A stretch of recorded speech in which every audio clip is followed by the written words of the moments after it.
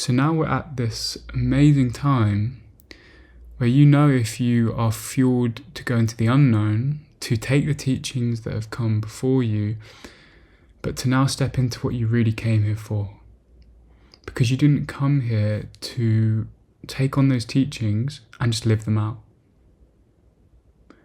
Right? This is the perfect balance between masculine and feminine, because the masculine in its fullness and the feminine in its fullness is an adventurous spirit, not outside of itself, but venturing into finding out more about itself through these odysseys, really.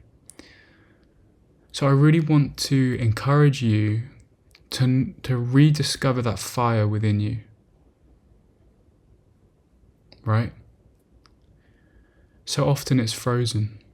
So often this adventurous spirit, which is never outside of yourself, gets completely thwarted by the belief that you need to repress this in order to play out the old teachings. But these teaching categories of teaching the known, teaching the unknown, and teaching the unknowable, really the rest of consciousness in terms of the manifestations of beings and soul beings, are counting on those members of humanity to not just stay within the known, because otherwise what's the point incarnating into that race? This whole existence is an exploration to find out more about yourself in different perspectives. We have such an opportunity. I don't think people remember, because it is a memory. You had to leave it all at the gate.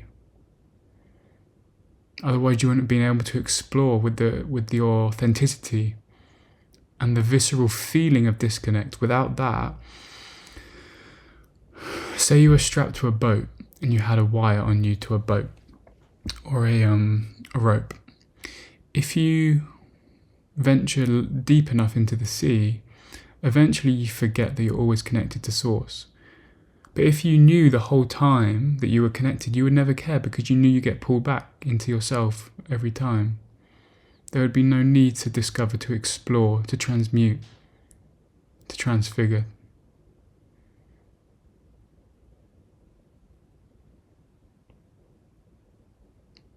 One of the saddest things I find is the concept of enlightenment for people that think there's a stagnancy to this. You're explorers. You came here to explore. You didn't come here to find a still place to rest. Rest in yourself, right? This adventurous spirit can be so dormant in people. It can be so flattened.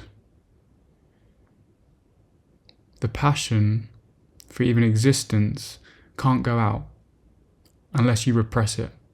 That flame will always be there, but for so many, they freeze it. Usually it's a guilt as well, that everything should be as it is.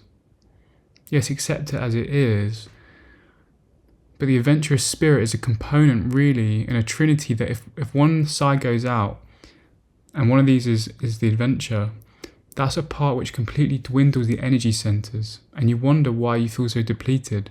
You wonder why, in this stagnant comfort, you feel as though you haven't got that passion to live, to explore, to open yourself up in intimate ways, sensual ways. This is this feminine era that I love, because it's cracking open all the older masculine energies which were needed, but really wanted to marry and soften into the feminine within. So what is the frontier? You can always ask, just what's the frontier? And what's it like to explore that? Uncharted territories. Uncharted. Don't look for teachers to tell you. Go into yourself by yourself. Report back what you find. Realize this technology you have within your body, the dormant DNA, the dormant everything. It's been so forgotten.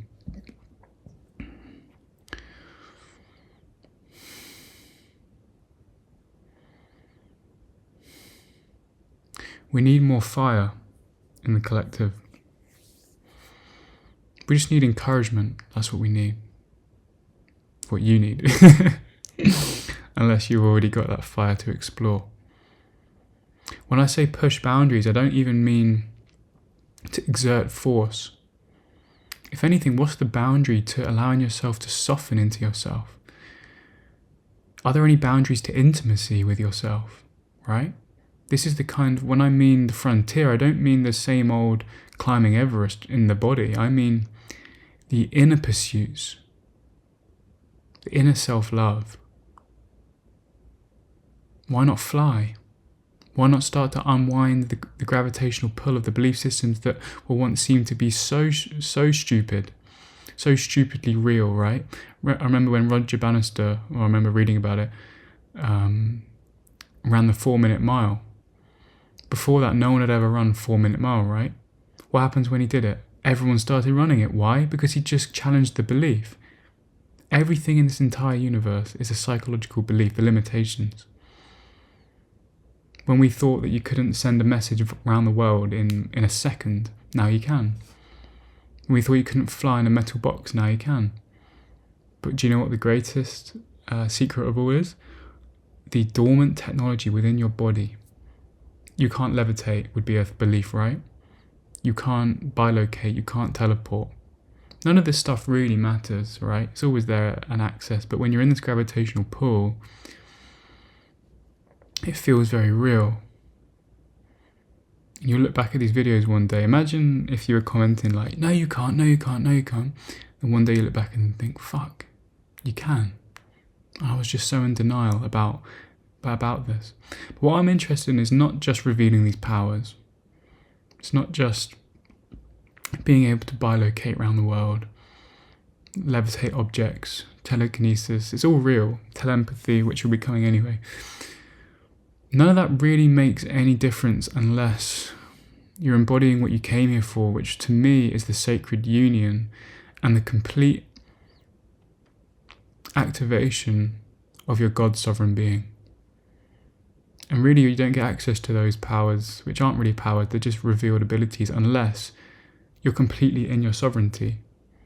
Things like black magic, you have to exert so much force, it just completely backfires. It's just the laws of the universe that you've gone through so many lifetimes, you don't need to do that again. It doesn't work. Focus on what matters. Yeah, and I don't need to teach you that. But what's funny is people get so involved in the journey that they don't realise that actually you're at the edge now of the unknown. You've passed through those stages quickly. I remember just passing the stages so quickly: emptiness, no self, all objects having inherent emptiness, Buddhism, tick. It was like, right, feel out the body, just the boundary of the body flushing open, there's no edge to myself. I was the entire universe. Again, tick. There's always been this just straight, like, what's next? And now you find yourself completely on the edge. Don't get scared on the edge. I always have this, I love the, maybe I've used the title today, I've written it down. Where only eagles dare to fly. Because the higher you go, it isn't really about height as such, as a one-dimensional aspect of achievement. Really, we're talking about the marriage between height and depth. You could say height is the frequency and depth is the feminine aspect. But really we are exploring, and if you lose that spirit to soar, you start to try and fit a paradigm of spirituality that has boxes around it. Let's just drop spirituality altogether. There's no boundary between spirituality and non-spirituality. Even those who are in politics or doing everything else that doesn't seem to be spiritual, or exploring sports or art, it's all exploring self. But those that go beyond provide humanity with a break through the ceilings of what was once thought to be a density of solidity above them. Even the artist, even the ascended masters, there is no limit. And that's what sometimes I don't see is the spark in people, right? To always know that it's within them. Why not fly? Why not completely allow the sacred union transmute all of that division within?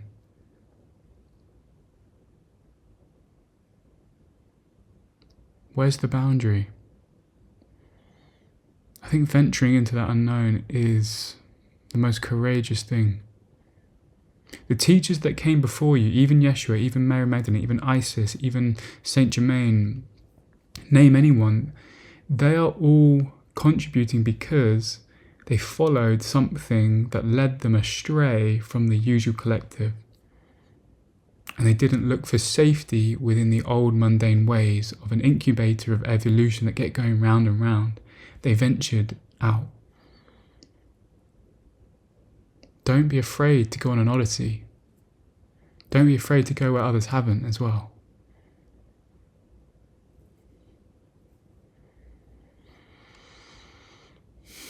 Alright, that's enough.